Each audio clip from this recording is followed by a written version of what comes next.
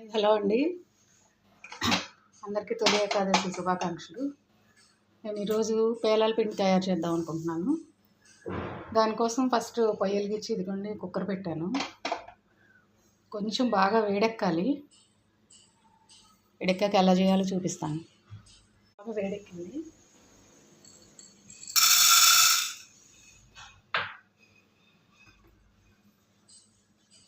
పేలాలు చేయడానికి నేను ఇలా కారం వేసాను. దీనిలో కొంచెం సేపు ఇలా క్లాత్ పెట్టి తిప్పుతూ ఉండాలి.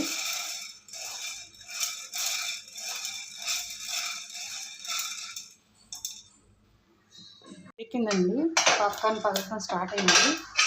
కుక్కర్కి గ్యాస్ కట్ తీసేసి నేను ఊరికి పైన ఇట్లా పెడుతున్నాను. కొంచెం అప్పుడప్పుడు కదిలిస్తూ ఉండాలి.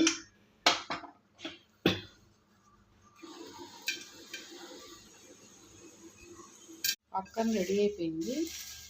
కొంచెంసేపు ఆరనిద్దాము. మళ్ళీ పాన్ పెట్టాను. కొంచెం నట్స్ అవన్నీ వేయించుకుందాము.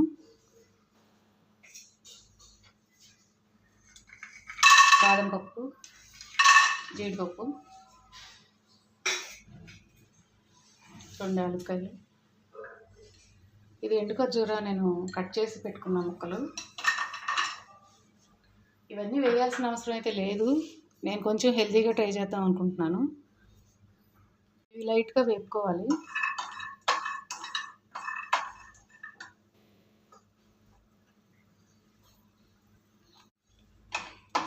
ఈ రోస్ట్ అయిపోయినాయండి. స్టవ్ ఆఫ్ చేసి ఆరబెట్టుకుందాము.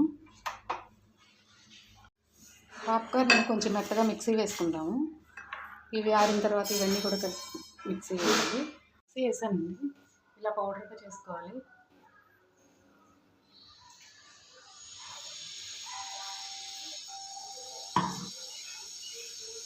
బాదం పప్పు, ఎండు ఖర్జూర మిక్సీ వేసానండి.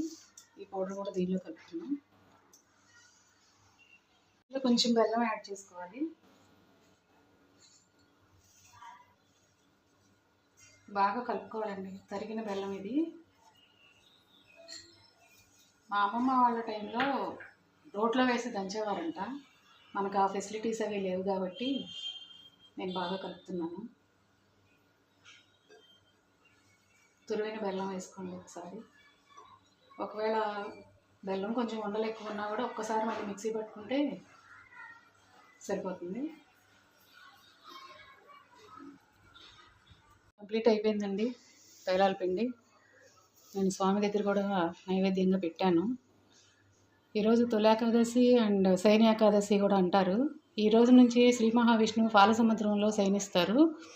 ప్రత్యక్ష దైవమైన సూర్యభగవానుడు కూడా దక్షిణానికి తిరగటం వల్ల, దక్షిణం వైపు వెళ్ళటం వల్ల దక్షిణాయనం అని కూడా అంటారు. ఈరోజు నుంచి చాతుర్మాస వ్రతం కూడా ప్రారంభమవుతుంది.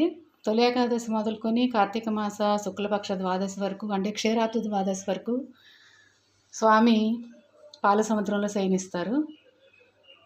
వన్స్ అగైన్ తొలి ఏకాదశి శుభాకాంక్షలు అండి. Thank you.